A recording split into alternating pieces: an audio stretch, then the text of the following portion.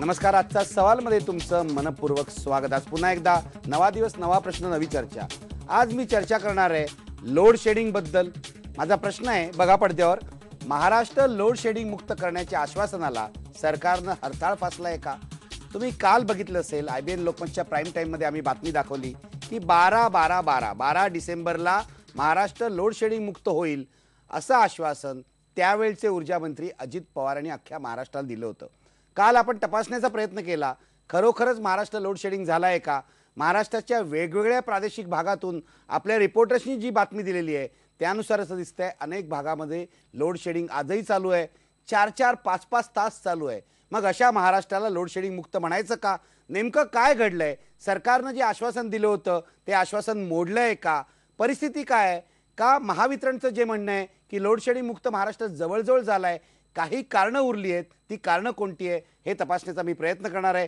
माझ्यासोबत आज आहेत अत्यंत नामवंत पाहुणे, या क्षेत्रातले तज्ज्ञ सुद्धा आहेत. माझ्या स्टुडिओमध्ये आहेत भारतीय जनता पक्षाचे प्रवक्ते माधव भंडारी, माझ्या स्टुडिओमध्ये आहेत महावितरणचे जनसंपर्क खात्यातले मुख्य महाव्यवस्थापक राम दोतोंडे, ते आज महावितरणची बाजू आपल्यासमोर सविस्तर मांडतील.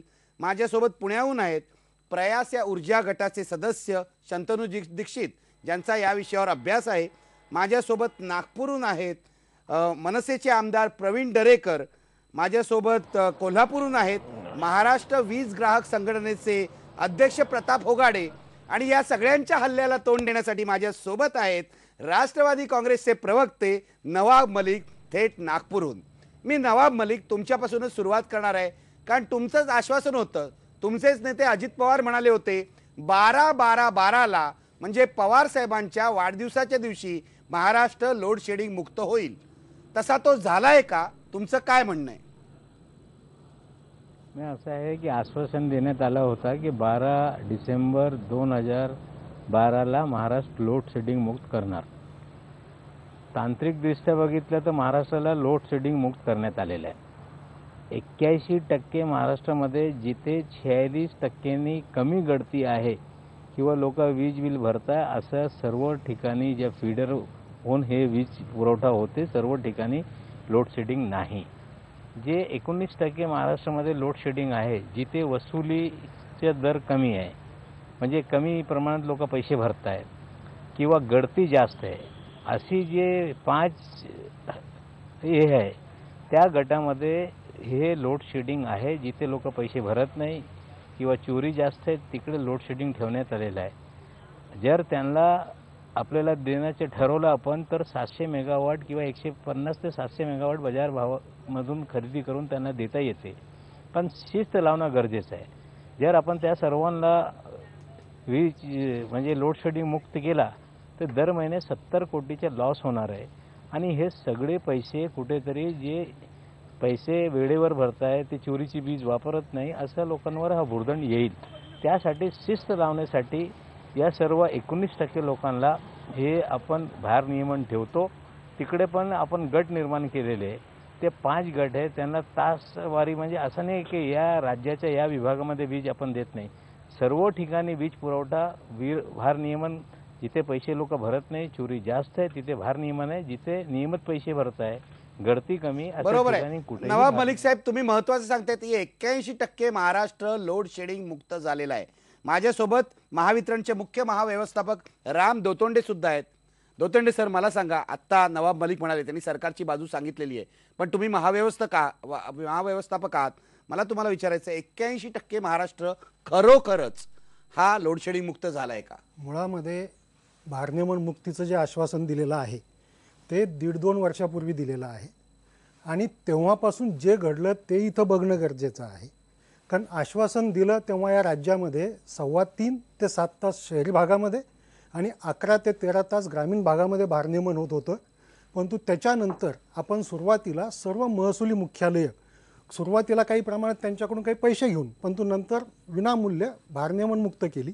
त्याच्यानंतर जे आपले डिस्ट्रिक्ट हेडक्वार्टर्स आहेत, जिथं पूर्वी 8-9 वाजेपर्यंत रात्री भारनियमन व्हायचं, ते भारनियमन आपण 7 वाजेपर्यंत ते 7पर्यंत आपण बंद केलं. त्यानंतर फेब्रुवारी महिन्यामध्ये उद्योगांना जो स्टॅगरिंग डे होता 16 तासाचा, तो राज्याच्या स्थापनेपासून लागू होता, तो आपण बंद केला. आणि एप्रिल महिन्यामध्ये आपण ABC हे जे 3 गट आहेत, म्हणजे जेव्हा जवळजवळ 55 ते 60% राज्य भारनियमनमुक्त केलं आणि त्यानंतर ऑक्टोबरमध्ये आता ड गट भारनियमनमुक्त केला आणि मुळामध्ये जेव्हा भारनियमनमुक्त केल्या जाईल डिसेंबरमध्ये अशी आम्ही राज्य शासनाने दिली. त्यासाठी राज्य शासन आणि महावितरणने जे करणं अपेक्षित होतं, मला असं वाटतं की त्यात अत्यंत महत्त्वाची जी भूमिका होती, जबाबदारी होती, ती ही होती की जेवढी वीज डिसेंबरमध्ये लागेल तेवढी वीज उपलब्ध करणं, तेवढी वीज उपलब्ध करून देणं. आणि आज राज्याची जी विजेची मागणी आहे ती 14,500 मेगावॅटच्या आसपास आहे आणि विजेची उपलब्धता जरी 13.5 पावणे 14 ते 14,000 मेगावॅट असली तरी ती जी 500 ते 700 मेगावॅटची तूट आहे ती फारशी जास्त नाही आहे. ती कुठल्याही क्षणाला, या क्षणाला सुद्धा ती तूट कुठल्याही क्षणाला काढून टाकता येऊ शकते. आणि नवाब मलिक साहेबांनी जो 19% भागाचा उल्लेख केला त्या भागाला कुठल्याही क्षणी भारनियमनमुक्त करता येऊ शकतं. परंतु आपली थोडी परवानगी घेऊन हा जो 19% भाग आहे, आपल्या राज्यामध्ये 5,000 फीडर्स असे आहेत की जे भारनियमनासाठी लायबल होते. त्यातले 4,000 फीडर ऑलरेडी भारनियमनमुक्त झालेले आहेत. हे जे 1,000 फीडर भारनियमनात आहे, कृपा करून यातली वस्तुस्थिती समजून घ्या. या 1,000 फीडर्सपैकी तब्बल 400 फीडर्स असे आहेत की जिथली हानी, जिथले नुकसान हे 70%पेक्षा जास्त आहे. यातले 200 फीडर्स असे आहे की जिथं हानी 60%पेक्षा जास्त आहे. यातले आणखी 200 फीडर्स असे आहे की ज्याची हानी 55%पेक्षा जास्त आहे. आणि जे उरलेले फीडर्स आहे तिथली हानीसुद्धा 45 ते 50%पेक्षा जास्त आहे. आणि जर या भागाला भारनियमनमुक्त करायचं ठरवलं तर याचा फटका राज्यातल्या उरलेल्या प्रामाणिक ग्राहकांच्या डोक्यावर बसणार आहे. याची आपण कल्पना म्हणजे 19% जे ग्राहक आहेत जिथे भारनियमन अजूनही चालू आहे, लोड शेडिंग मुक्त जो भाग झालेला नाही, त्यांच्या चुकांमुळे ते होत आहे असं तुमचं म्हणणं आहे. याचा अर्थ 81% महाराष्ट्र लोड शेडिंग मुक्त झालाय असं सरकारचं म्हणणं आहे. महावितरणचे महाव्यवस्थापक सुद्धा याला आकड्यानिशी दुजोरा देत आहेत. असं खरोखरच झालंय काय आपण बघूया. सरकारी पक्षानं आपली बाजू सविस्तर मांडलेली आहे. मी आता विरोधी पक्षांकडे जातो. माधव भंडारी, 2 सत्ताधारी पक्षाचे आणि सरकारचे जे प्रतिनिधी आहेत यांनी ठाम दावे केले आहेत 81% महाराष्ट्र लोड शेडिंग मुक्त झालाय. तुमचं काय म्हणणं आहे? नाही, 81% महाराष्ट्र लोड शेडिंग मुक्त झाला असा दावा करत असताना नवाब मलिकनी एक शब्द फार हुशारीने वापरला. त्याने असं म्हटलं की तांत्रिकदृष्ट्या, आणि हे खरं आहे. आणि तांत्रिकदृष्ट्या महाराष्ट्र लोड शेडिंग मुक्त झाला हे जाहीर करायला त्यांना आतापर्यंत वाट बघायची गरज काय होती? हा निर्णय ते याहीपूर्वी जाहीर करू शकले असते. लोड शेडिंग हा शब्द वापरायचा नाही असं एकदा ठरलं की मग सगळं सोपं आहे. मुळात विजेची उपलब्धता किती आहे, ती वीज किती ठिकाणी किती पोचते आणि तिचा उपयोग ग्राहकाला त्या पद्धतीने होतोय का हा प्रश्न आहे.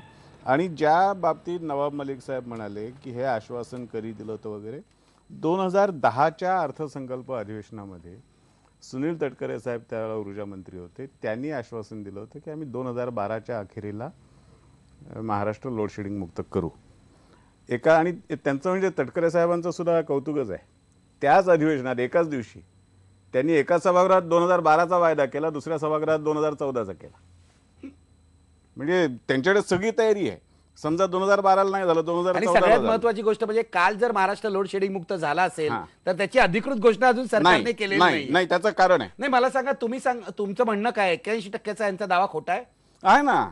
81%चा दावा हे करतायत पुणे सकाळने पुणे जिल्ह्याबद्दलचं भारनियमन मुक्तीचे वाजले 12 ही बातमी काल छापलेली. म्हणजे पुणे जिल्ह्यात, पुणे शहरात भारनियमन नाहीये पण ग्रामीण भागात जिल्ह्यामध्ये भारनियमन आहे. आणि त्यांनी बारामतीचं उदाहरण दिलंय. राम दोतोंडे, मी येतो तुमच्याकडे, नवाब मलिक यांच्याकडे पण जाणार आहे, पण त्याआधी विरोधकांचं म्हणणं तुम्ही ऐकून घ्या. यांचा एक मुद्दा आहे.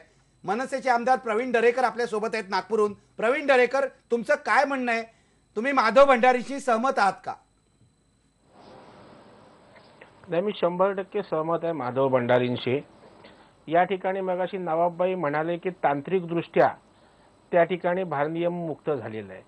आता या काँग्रेसला त्या ठिकाणी अशा पद्धतीची टोलवाटोलवी करण्यात काय त्यांना कोण हात धरू शकत नाही. नवाबभाईंचं माझ्याकडे याही ठिकाणी आज भाषण आहे सभागृहातलं. त्यावेळेला नवाबभाईंनी स्वतः सांगितलेलं की मुंबई शहरामध्ये पारेषण व्यवस्था अपुरी पडेल अशा प्रकारचं सुतोवाच नवाभाईंचं त्या ठिकाणी आहे.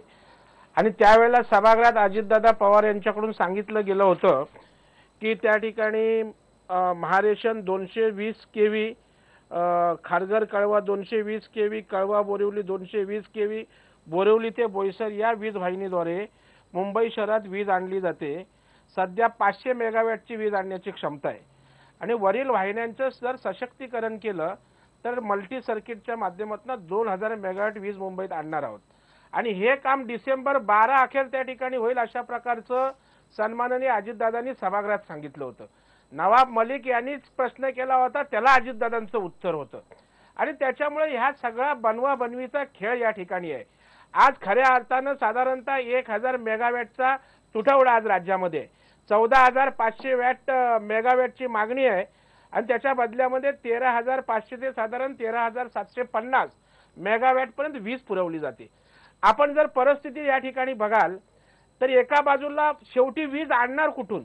ज्या वेळेला तुटवडा भरून काढण्यासाठी एक तर वीज निर्मिती करावी लागेल किंवा दुसऱ्या बाजूला वीज खरेदी करावी लागेल. आपण जर राज्यातली स्थिती या ठिकाणी बघितली तर आपण परळीचा प्रकल्प जर त्या ठिकाणी घेतला, पॉवर प्लांट आहे, त्या ठिकाणी आज पाण्यामुळे तो पॉवर प्लांट बंद पडेल की काय अशा प्रकारची स्थिती त्या ठिकाणी निर्माण झालेली आहे. चंद्रपूरला जर आपण त्या ठिकाणी बघाल तर चंद्रपूरला वीज निर्मिती केंद्रातील साधारणतः 500 मेगावॅटचे 3 व 210 चे 4 अशा 7 संचामधून निर्माण होणाऱ्या 2340 पैकी केवळ 1280 मेगावॅट निर्मिती सुरू आहे. म्हणजे ऍक्च्युअली त्या ठिकाणी जेवढी निर्मिती व्हायला पाहिजे त्याच्यापेक्षा निर्मिती कमी होते. दुसऱ्या बाजूला त्या ठिकाणी इंधन टंचाईची कारणं सांगून त्या ठिकाणी वीज निर्मिती कमी होते. अशी अनेक कारणं वीज निर्मितीला त्या ठिकाणी कमी आहेत. दाभोळच्या प्रकरणात बघाल तर 1900 मेगावॅट वीज निर्मिती व्हायला पाहिजे, परंतु गॅसचा तुटवडा त्या ठिकाणी असल्यामुळे साधारण 900 ते 1100 दरम्यान त्या ठिकाणी मेगावॅट निर्मिती होते. आणि अशा पद्धतीनं त्या ठिकाणी एका बाजूला मेगावॅट निर्मिती कमी होते, त्या ठिकाणी अनेक संकट त्या ठिकाणी येत आहेत आणि दुसऱ्या बाजूला त्या ठिकाणी ठामपणे सांगतायत की 12/12ला आम्ही त्या ठिकाणी करणार होतो. तुम्हाला जर 12 डिसेंबरला तुम्ही डिसेंबर 12ला जर त्या ठिकाणी भार नियमन मुक्त करणार होतात तर तुम्ही तांत्रिक कारणं सांगण्याची काही गरज नाही. हा तुटवडा कशा अर्थानं त्या ठिकाणी आपल्याला भरता येईल हा प्रयत्न खऱ्या अर्थानं बरोबर आहे, बरोबर आहे. आवश्यक होतं. प्रवीणजी आपण अगदी जर बरोबर आहे. वीज राम निर्मिती- धोतोंडे तुम्हाला उत्तर देत आहेत. एक मिनिट थांबा. राम धोतोंडे, प्रवीण असं म्हणतायत, प्रवीण दरेकर, की ही सरळ फसवाफसवी आहे, तांत्रिक कारण का देताय तुम्ही? नाही, ते माननीय लोकप्रतिनिधी आहे. मी फक्त वस्तुस्थिती आपल्या समोर ठेवतो. एक तर मुळामध्ये भारने उन्मुक्तीचं जे आश्वासन आहे त्याही संदर्भात एक गोष्ट सांगणं गरजेची आहे की जेव्हा आपण एखाद्या वेळी जेव्हा कोणालाही उपाशी झोपू दिलं जाणार नाही असं म्हणतो तेव्हा त्याला रोजगार उपलब्ध करून दिला जाईल असं अपेक्षित आहे. त्याला जेवण करून भरवणं हे अपेक्षित नाही. त्याच्यामुळं भारने उन्मुक्तीसाठी जेवढ्या विजेची गरज आहे तेवढी वीज आज उपलब्ध आहे. आणि दरेकर साहेब ज्या तुटीबद्दल बोलत आहेत, ज्या संचांमधल्या अडचणींबद्दल बोलत आहेत, तर मुळामध्ये संच कुठल्या तरी कारणाने बंद होणं, काही अडचणी येणं हे पॉवर सेक्टरमध्ये नित्याचं आहे, राहणार आहे. आजही होतं, कालही होतं, इथून पुढं राहणार आहे. परंतु जी वीज कुठून आणणार हा जो त्यांना प्रश्न आहे तर त्याबद्दल नम्रपणे आपल्यासमोर काही गोष्टी ठेवतो की आज वीज ही आपल्याकडेच तयार झाली पाहिजे असं गरजेचं नाही आहे.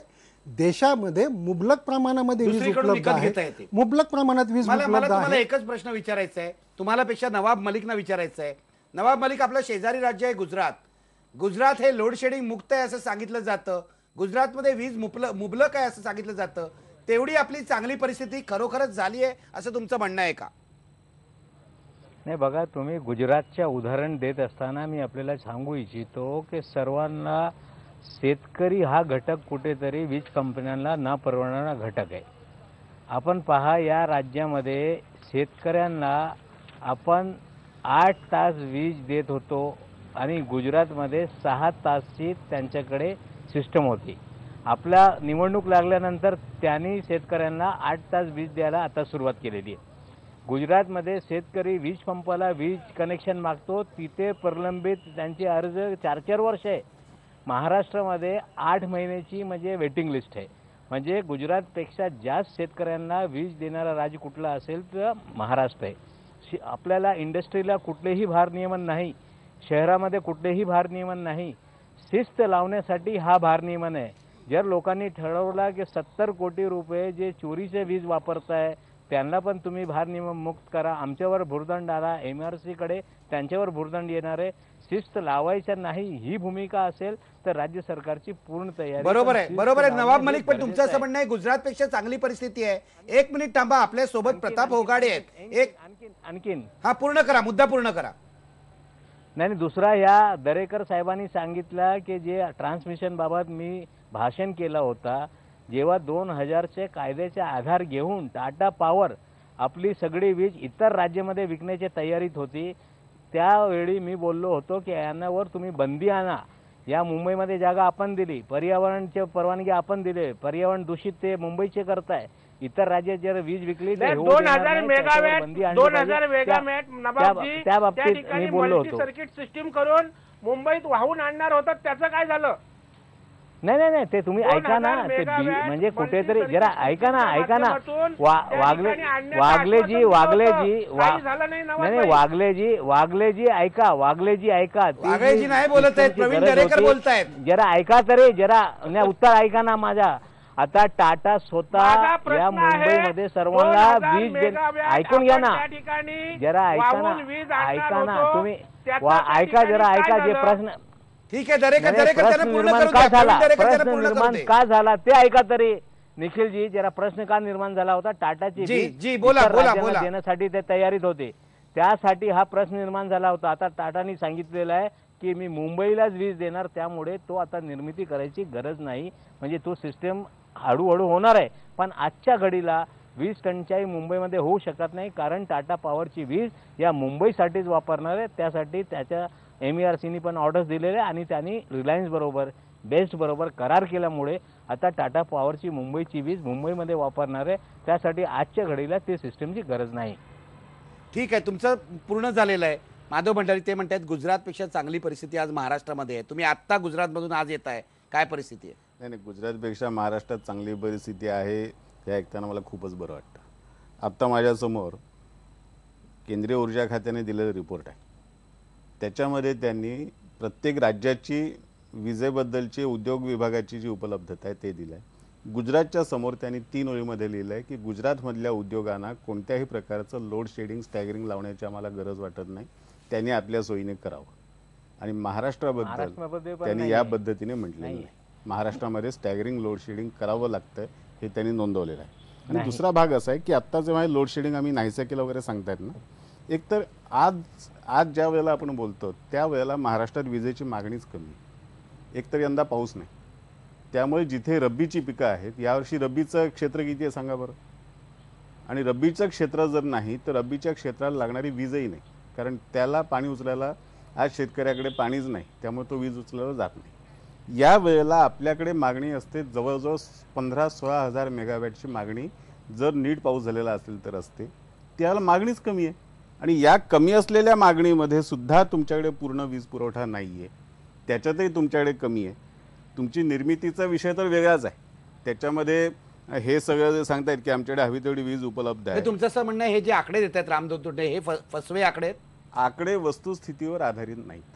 आकडे वस्तुस्थितीवर आधारित नाहीत. दोतोंडे उत्तर द्या. मुळामध्ये आपण आज अशा युगामध्ये आहोत की जिथं तुम्हाला अगदी समोर ऑनलाईन एक महाजनको.in जी महानिर्मितीची साईट आहे, त्याच्यावर तुम्ही गेलात, तिथं करंट जनरेशन तुम्हाला दिसतं.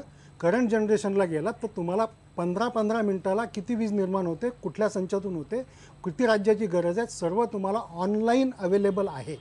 आणि मला अतिशय वाईट वाटतं भंडारी साहेब जेव्हा म्हणतात की राज्यामध्ये स्टॅगरिंग डे आहे वगैरे.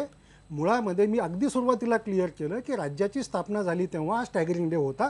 तो का होता? कारण तेव्हाची यंत्रसामुग्री वेगळी होती. त्या यंत्रसामुग्रीला दर आठवड्याला मेंटेनन्सची गरज असायची. आमच्याही यंत्रणेला मेंटेनन्सची गरज असायची, पण तो हळूहळू फॉल्ट फ्री यंत्रणा येत गेली आणि आता महिनोगंतीने वर्षानुवर्ष यंत्रणेला मेंटेनन्सची गरज पडत नाही. त्याच्यामुळं उद्योगांना 24 तास वीजेची गरज निर्माण झालेली आहे. आपण जेव्हा राज्यामध्ये 5000 मेगावॅटपर्यंत तूट निर्माण झाली होती तेव्हासुद्धा उद्योगांना आपण लोड शेडिंग लागू केलेलं नव्हतं. आणि आता तर आपण फेब्रुवारीपासून जो 16 तासाचा स्टॅगरिंग डे सुद्धा विड्रॉ केलेला आहे आणि 24/7 उद्योगांना वीज उपलब्ध आहे. ठीक आहे, ही तुमची बाजू आहे, पण माझ्यासोबत आणखीन 2 पाहुणे आहेत. शंतनू दीक्षित प्रयास ऊर्जा गटाचे सदस्य आहेत आणि प्रताप होगाडे सुद्धा आहेत. या प्रश्नाचा सखोल अभ्यास आहे. मी ब्रेक घेणार आहे आणि या दोघांकडे जाणार आहे. खरोखरच सरकार म्हणतंय ते बरोबर आहे का हे तपासून घेण्याचा आपला प्रयत्न आहे. राम तोतंटे, नवाब मलिक सरकारची बाजू अगदी ठामपणे मांडतायत, विरोधक त्यांना प्रश्न विचारतायत, पण अजून काही सिद्ध झालेलं नाही. बघूया ब्रेक नंतर काही हाताला लागतंय का. ब्रेकपूर्वी प्रश्न बघा. महाराष्ट्र लोड शेडिंग मुक्त करण्याच्या आश्वासनाला सरकारनं हरताळ फासलाय का. बघा, 89% लोक होय म्हणतायत. लोकांचा अजून विश्वास नाहीये की महाराष्ट्र लोड शेडिंग मुक्त झालाय, कारण महाराष्ट्रातल्या बहुसंख्य भागात अजून लोड शेडिंग चालू आहे. वीज कधी जाते, त्यामुळे लोक सरकारच्या आश्वासनावर विश्वास ठेवायला तयार नाहीये.